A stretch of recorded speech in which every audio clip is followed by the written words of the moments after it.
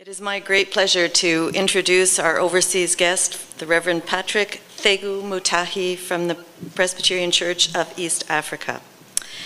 This is the long-standing partner of the Presbyterian Church in Canada.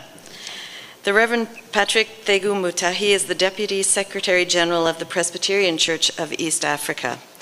I first met him at a consultation on human sexuality held in Ghana. We were put on a panel together. This was in 2013. There is perhaps a little of God's humor that the first trip to Canada of a pastor from the Presbyterian Church of East Africa is participating in a similar discussion. We can see from this that such discussions are happening around the world. Reverend Mutahi, in his capacity as the Deputy Secretary General, he serves as the Secretary of the Church's Health Board and has done so for the past 3 years.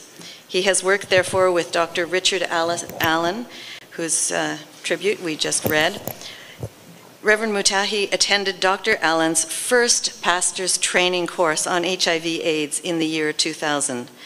Since that time, and in his capacity as a presbytery clerk, he has been involved in selecting individuals to be trained as the trainer of trainers for those with HIV and AIDS courses. He has attended as chief guest the graduation of pastors from the HIV and AIDS courses since 2012.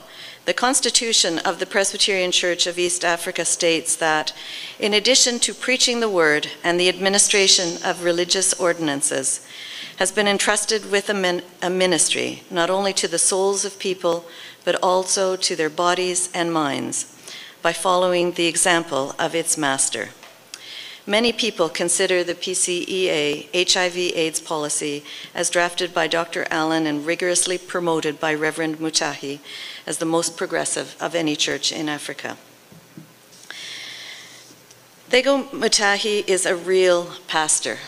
When stranded in the Amsterdam airport for 30 hours en route here, we were glad he got a visa, but did not anticipate this, we were emailing back and forth.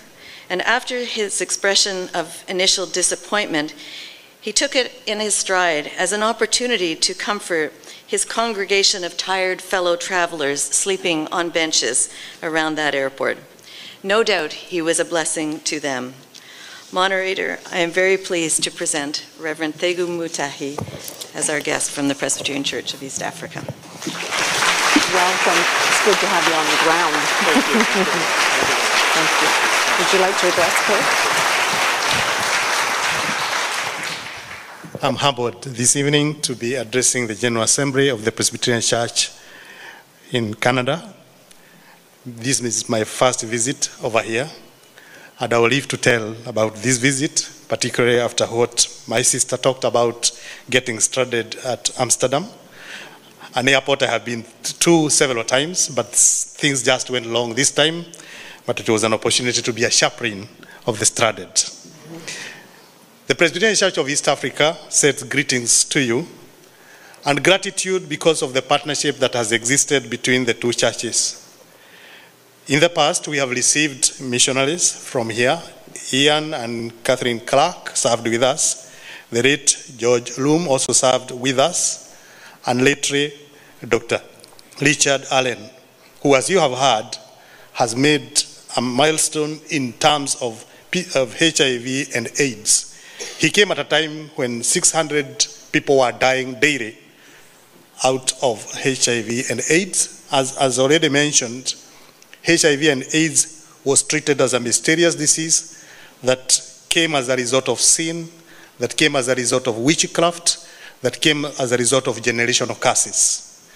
So it took a lot of boldness for Dr. Richard Allen and others to work together and start a program that demystified HIV and AIDS.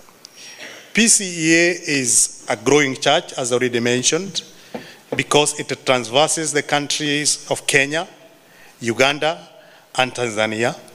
It is made up of 54 presbyteries and over 2,300 congregations and counting. And therefore, any program, any project undertaken within PCA reaches very many hamlets, very many villages. And this is what this program by Dr. Richard Allen was able to do. So we feel greatly indebted to the Presbyterian Church in Canada, much as we are sad that Dr. Allen is retiring. Last year, but one, we made a request to the church that Dr. Allen stays on, and we are glad that you granted our request. We were almost making another request, but we were reminded that we committed ourselves not to make another request.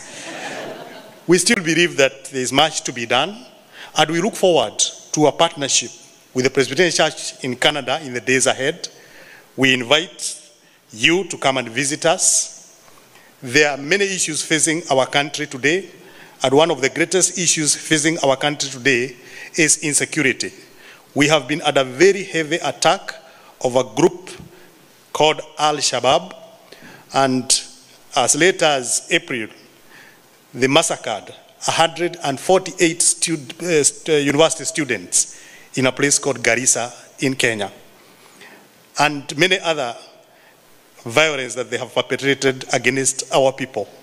Therefore, we need your prayers, we need your support.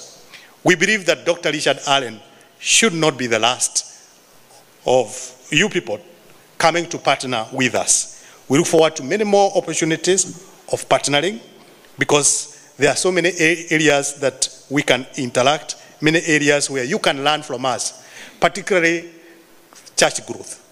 One of the challenges that we have is that we are not able to train enough ministers to meet the needs of our parishes, because parishes just come up, congregations just come up. Before we have trained ministers, many more congregations just come up. This is within Kenya, this is within Tanzania, this is within Uganda. Therefore, I believe there is much we can learn from one another. So we look forward to this partnership getting even into higher levels. Dr. Allen, Kenya is still your home. You are still welcome anytime, anywhere. Come and visit us, and the rest of you too. Thank you very much, and God bless you. Thank you so much. So much for the